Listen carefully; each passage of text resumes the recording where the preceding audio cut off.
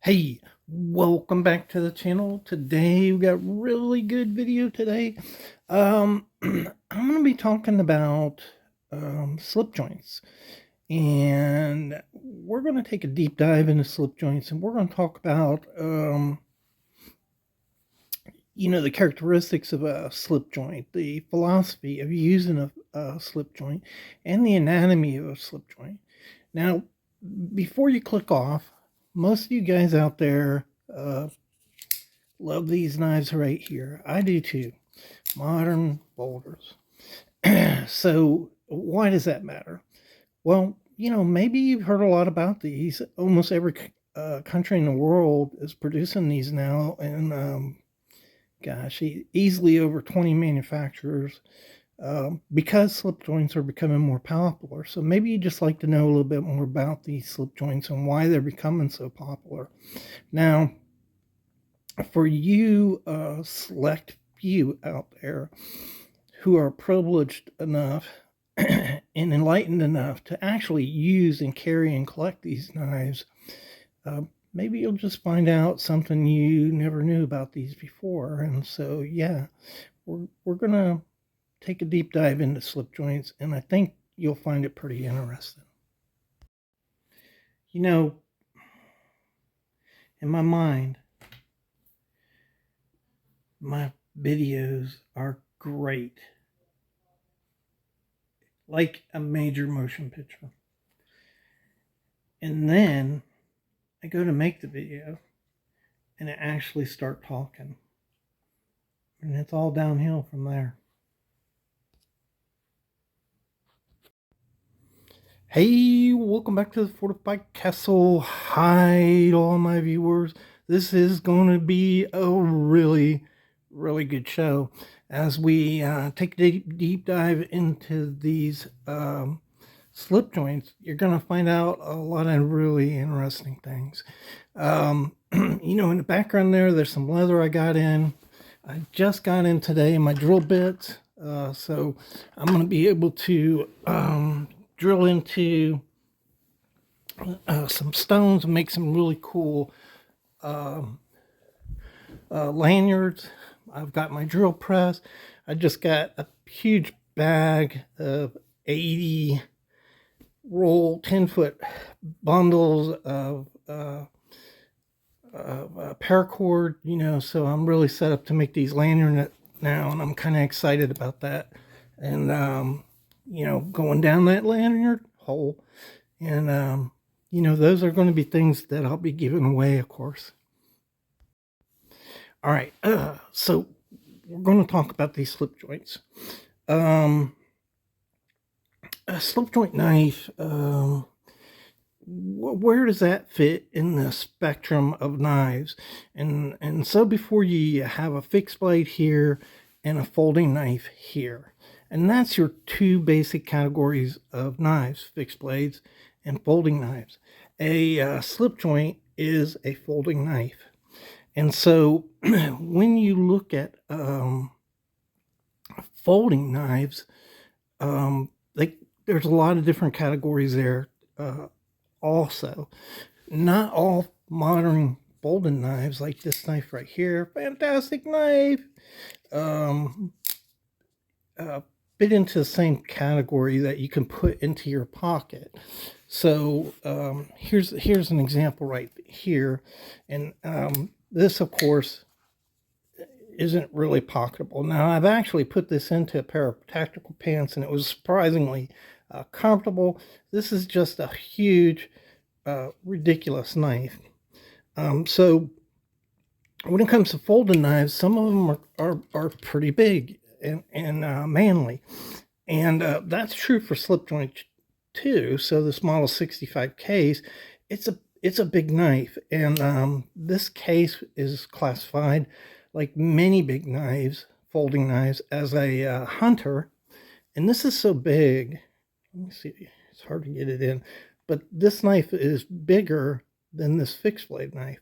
So they can be pretty big. Now, some guys do pocket these knives. Most don't. Most put them into a sheath and carry them. So this type category of knife would be considered a pocket knife, and that's where your slip joints fall into. So it is a small, pocketable, convenient, lightweight pocket knife, and that's kind of the philosophy of use on these knives. And so that's one of the things I don't think a lot of people. So most guys in the United States of America, this is it, right? Modern folder. And if you don't carry a modern folder, you're an idiot. And so that's really where most guys come from. They don't understand these knives. They don't understand why you would carry these knives. They don't understand the philosophy behind a slip joint knife. And that's kind of where it starts in the spectrum of knives, is that it's a small, lightweight, convenient, pocketable knife. The second thing is this is not a lock and knife, which is kind of unusual for most knives out there today are lock and knives. Now, even though this knife is not a locking knife, it has some pretty good blade rigidity here. And so you can see as I move this around, the blade's not moving. It has a little spring here in the blade. It's really not going to close on you while you use this knife. It's not going to open up in your pocket either. And so it has, it'll stay closed and it'll stay open. Now, one of the biggest problems with slip joints, I think, that most guys have is it doesn't lock. But the truth is, these things are pretty safe. And so that spring right there, if you take that and you beat on a surface like this, it takes quite a bit to get it to pop. And you see when this thing popped, it didn't pop far. And in fact, if you keep moving this over, it's not snapping shut. And so it's only going to snap shut when it gets to about 35 degrees. And that's where the spring will kick in and lock it. And so really the chance of this closing and cutting you is pretty small, especially if you use this knife right. And you can teach a 7-year-old kid to competently use this pocket knife right here, and they'll use it just fine without cutting themselves from the knife closing. So really the danger of this knife closing is if you were to take the knife in a hammer grip like this and start jabbing like that in an uncontrolled, spasmodic type of way, you can definitely get this blade kinked, and the next hit would slam it shut. And if your hands were like this, yeah, it's going to cut your finger, right? And it could cut your finger severely. But in the 10 years I've been using these traditional knives, I've never cut my hand in that fashion. So I've cut my hands many a times, brushing it up against the blade or moving the knife in a direction, just not being careful with it. The same as I've done with modern folders and fixed blade knives. So the point is, these knives are a lot safer than a lot of you guys really think they are. It's all how you use the knife. And like with any sharp-edged tool, you have to be careful. So I've cut myself many a times with fixed blades, many times the modern folders, saws, chisels. Whenever you have a sharp tool, there's a chance of cutting yourself, and you have to be careful. The worst incident I ever had with a knife is I almost cut, or not a knife, but the worst incident with the sharp tool, I almost cut my thumb off with a handsaw. And so the moral there is, don't drink beer and decide that you're going to go build something, right? You just got to think better than that. And so that's kind of the philosophy of these knives, and they really are pretty safe. So let's talk a little bit about a slip joint itself. Um, what makes this thing tick? The nomenclature of it, that type of thing. And so, like many knives, slip joint has four sides to it. They're kind of rectangular or square with all these sides. And when you're holding your knife like this with the blades up, the side of the knife where the blades drop into the channel and are hidden, this is the top of the knife. The opposite side is the bottom of the knife, or sometimes this side is called the back of the knife, and even the spine of the knife. So you have a top and a bottom to this knife. The side that we're looking at right now, if you put the top of the knife facing up, and the main blade of the knife, which is usually the biggest blade, will be on your right hand side, right here, right hand side. This is the mark side of the knife. And it's called that because most knives, most slip joint knives, the shield or the insignia plate of the knife will be on this side right here. And also, there is a stamp in the tang of the knife on this side of the knife. So, this is usually called the mark side of the knife. Now, not every knife has an insignia plate on it. Here's one right here that doesn't. You don't see any insignia plate on either side of this knife. But again, the main blade of this knife on the right hand side, when the top is up, would be the mark side. And as you can see on this knife, there's a stamp on the tang of the knife here that'll have the trademark, which is the top line is a trademark right there, and then you have the name of the company, Russell, and country of origin. One of those three things, or all of those three things, or a combination of them, will be on this side of the tang. Another reason why it's called the mark side of the knife. Now, not every knife has three blades. Not every knife will the main blade be on the right side of the knife. Just like 99% of the time, 99% chance. You take a look at this GEC. You have a blade on this end, and you have a blade on another end. These are called opposite end blades. But in this configuration, that you still have a main blade. You have a blade that's bigger, and so as you can see, it is marked on the right side with the knife facing up, blades up, main blade to the right. That's your mark side. That's not always the case. So there are knives like this, opposing end knives, where both of the blades are exactly the same. And in that situation, it doesn't really matter, does it? So if you had a knife like that, like a muskrat, for instance, both blades are the same. You turn it over here, both blades are the same. There's really no difference between the sides. So really, we're just talking about identifying the side of the knife that most often you're going to see. And by most often, I mean 99% of the time. So the opposite side of this knife, this is the mark side.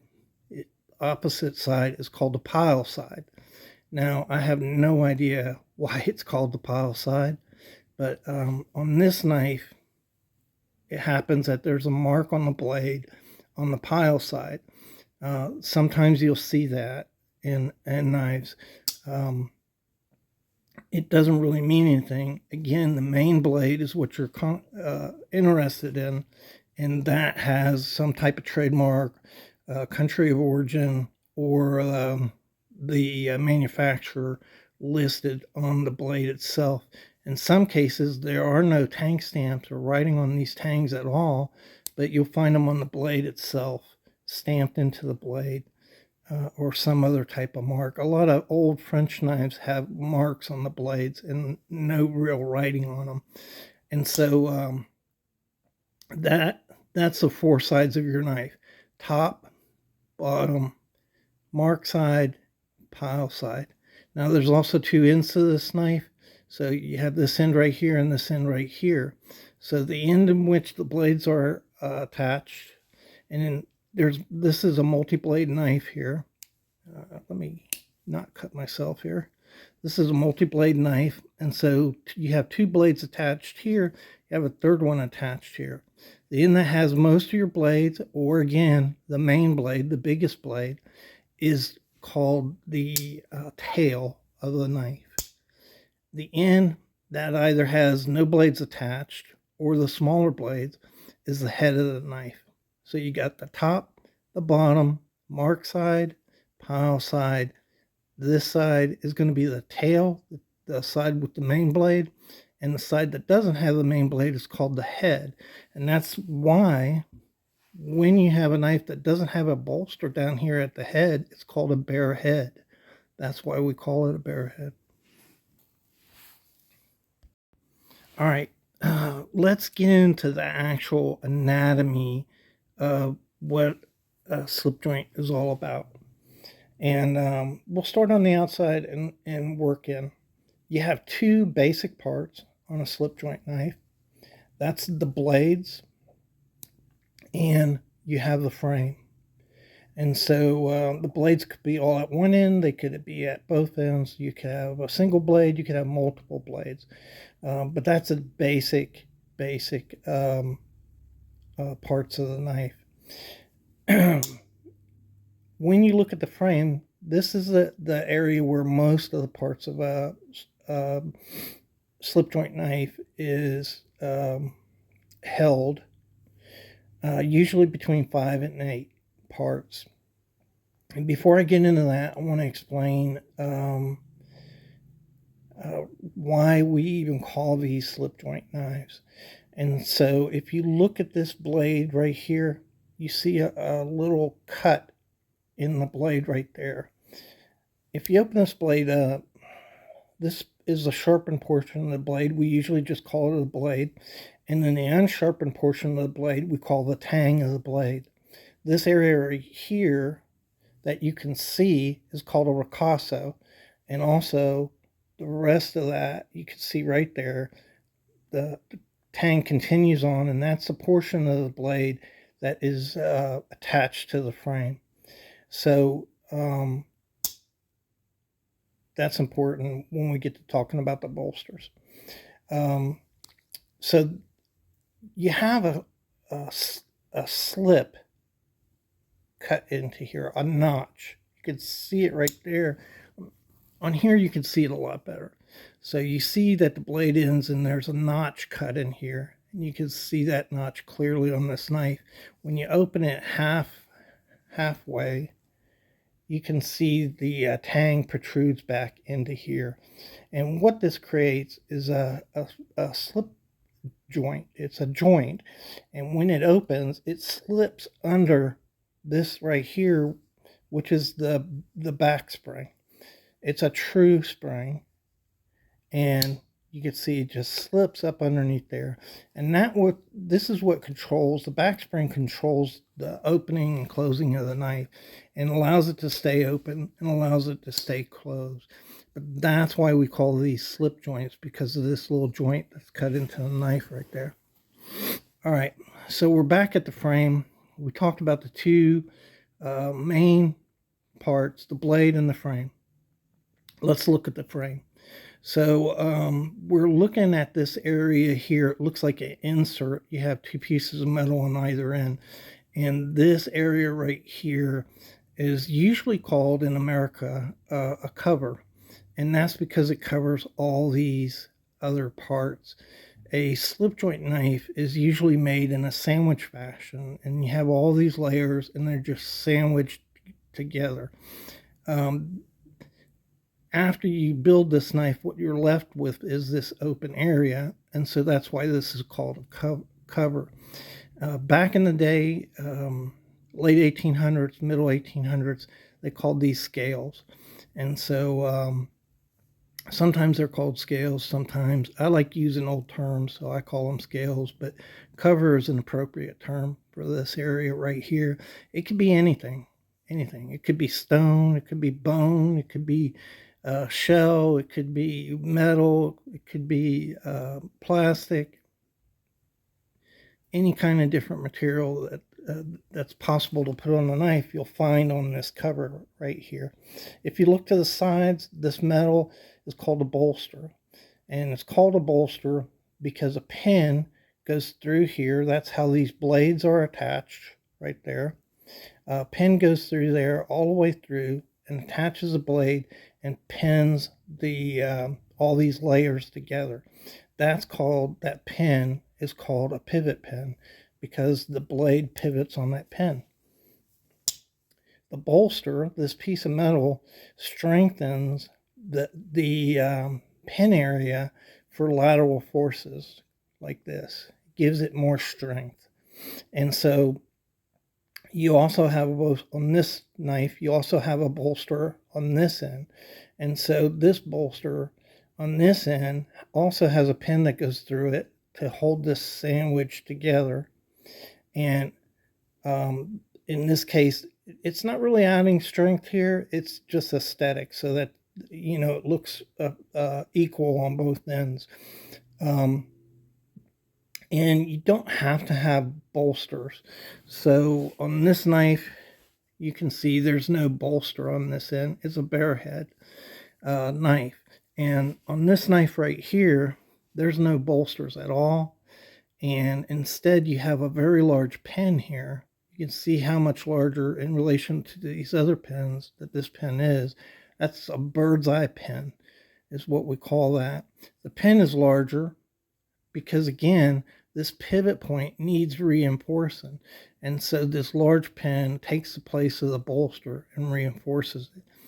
On this end, you can see the pen is larger than here, but it's not needed to be quite as large as where the blade is. And so it's a smaller pen, but still bigger than the other ones on the knife. You also have knives that have little tiny bolsters.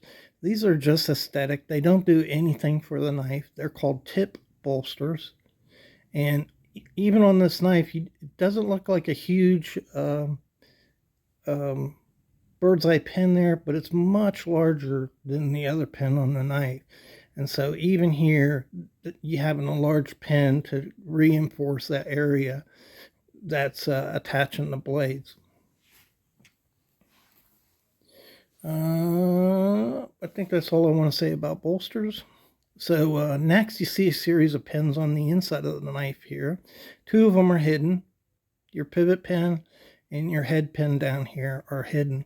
These two right here hold your cover material onto the frame of the knife. You can see underneath your cover, you have this right here. It's called a liner, and your cover is pinned into your liner. Now, this is a really good, solid way of building a knife, but not all knives have pins on the outside. Sometimes they just glue this cover on. That's an old practice, by the way, not something new. They did it for a very long time with knives. And sometimes they're pinned from the inside, and you can't even see the pin. That's the case with buck knives. So buck knives do that. They pin the cover from the inside. I don't know whether they glue them or not, but so you can not have pins here, but when you see them, that's what they're doing. This middle pin is called the backspring pin. And so this pin goes all the way through and again secures the sandwich, but its main duty is to secure the back springs right here. And it's usually a bigger pin. As you can see here, it's a bigger pin than the cover pins are. It has to be a little bit stronger for the back springs because it's taking a lot of pressure when these back springs bend. It's also one way to tension the back spring. So you won't always see this in the middle. This just happens to be in the middle. Most of them are. But if you look at this knife, this pin is set back from the middle. It's not directly in the middle. It's a little back. Sometimes you'll see them a little forward. So they're not always directly in the middle. Next. So you have an inscription plate here. We call it that because that's initially what these plates were when they were put onto these knives. A slip joint, by the way, is a technology that's like 400 years old. And so commonly we call these shields. And that's because in the turn of the 20th century, a lot of these were in the shape of a shield. This is in the shape of an oval. And so we just call all of them shields, but it's an inscription plate. It's not an esculon, okay? So an esculon is a plate. It's very similar to this, but it's found on a fixed blade. And that's the nameplate on a fixed blade. The term is only used for fixed blades. And here it's an inscription plate or a shield.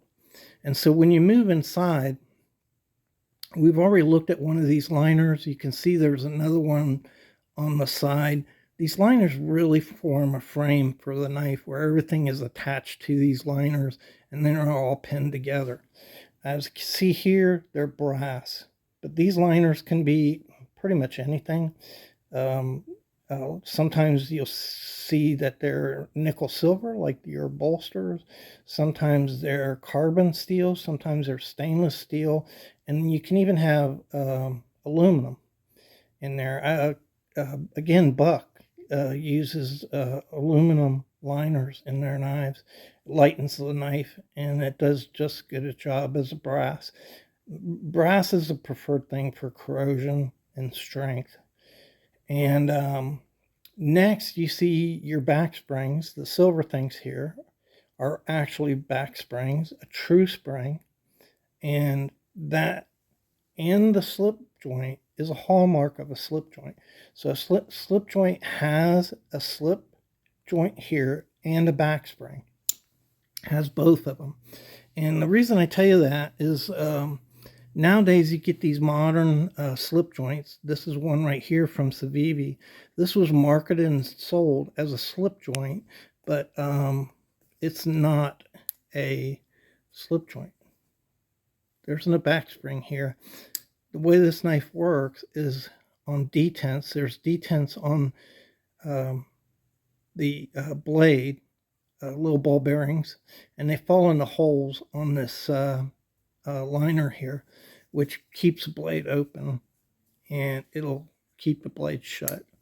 But the tension on this is much less than a slip joint. I don't think they're as safe as slip joints, and it's not a slip joint knife. It actually should be called a detent knife.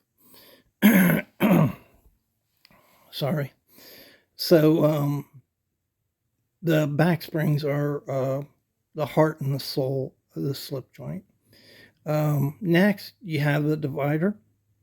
The divider is this thing in the middle. Usually it's thicker than the liners, and it just separates the back springs. It's not even needed. On some of these knives, you'll see they won't even have a divider on it. I think they work better with a divider, especially a brass divider, because it acts like a bearing for your back springs when they move. And a lot of times, like this knife has a divider. Let me open it up here.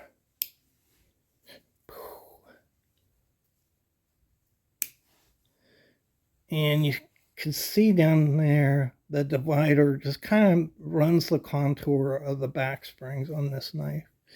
And I wonder if I have one. Here's one right here. It's a big old jack. I love this knife. Love that shield. Look at that shield.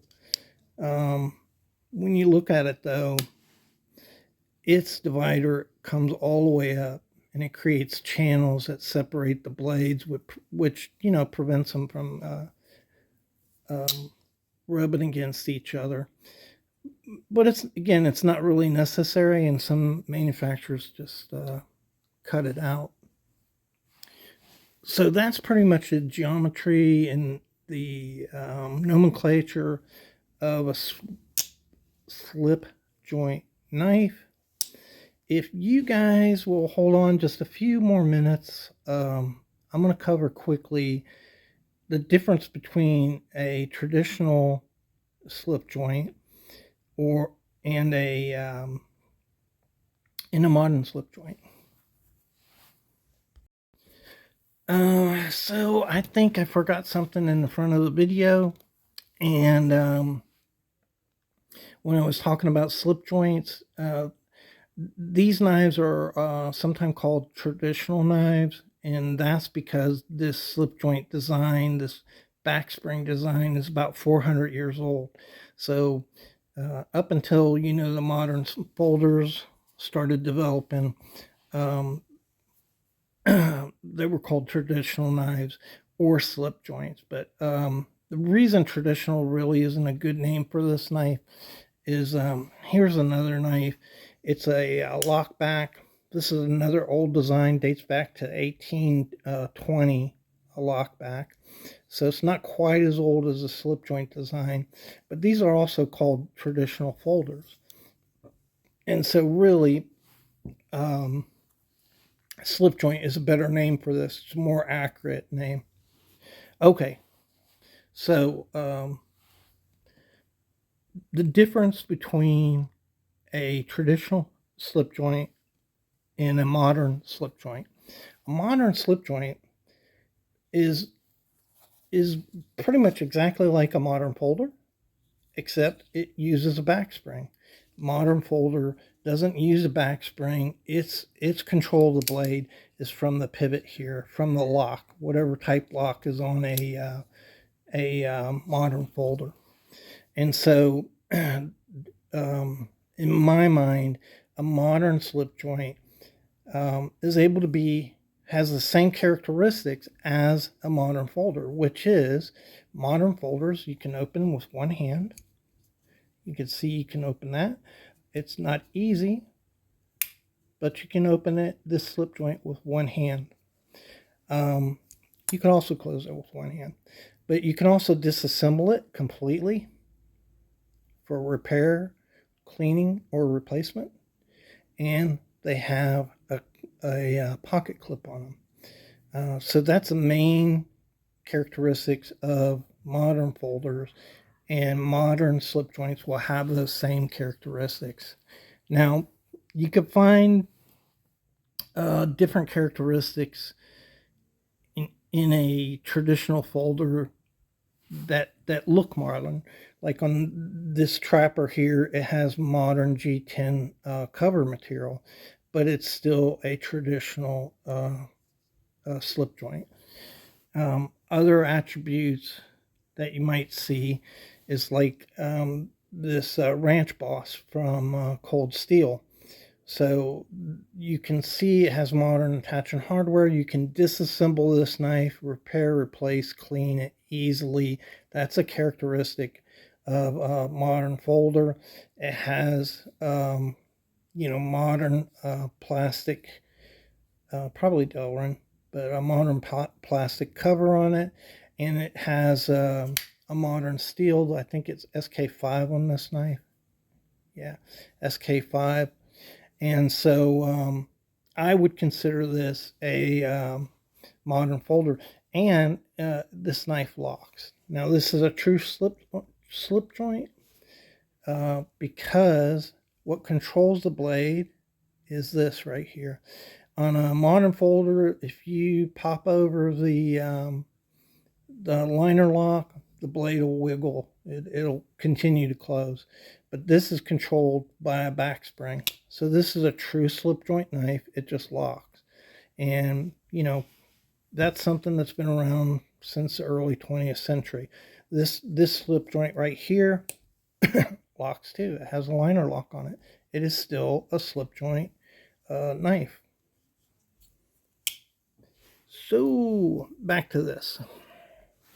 All right, so you get a bunch of different combinations. I would, even though this does not have a pocket clip on it, I would consider this a modern folder because you can completely disassemble this knife, and it just the new steel and the fact that it locks. It's just much more modern than a traditional folder is.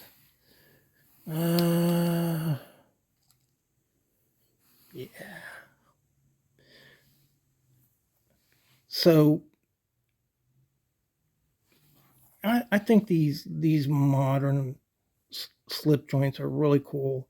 There's a lot of different kinds. They don't all you can't all disassemble them, but to me, a knife that you can't disassemble is not truly a modern folder. So just because it's got a fancy G10 scale on it or some other modern material or S35BN steel. I mean, Case just came out with a sod buster that had S35VN, but everything else about it is it's a traditional folder. So just because you put a pocket clip on some of the trappers you'll see have pocket clips on them, and it doesn't really mean that's a modern traditional folder. So I think you need a combination of those things to be considered a modern traditional folder. So that's all I got for the slip joint. If you're one of the multitude of minions out there that are modern folder fans, take a walk on the wild side, brother. You'll like it. You'll like it. I had a guy last week tell me he watched one of my videos and said, "Why would you use a knife that doesn't lock?" Because there's a place for this. It's small, it's convenient. It's a lot of work packed into a little small package, and they're just amazing and fun to play with, and incredible pieces of technology. So, again, thanks for all your support. I hope you enjoyed the video. I hope you found it informative, and we'll see you in the next one.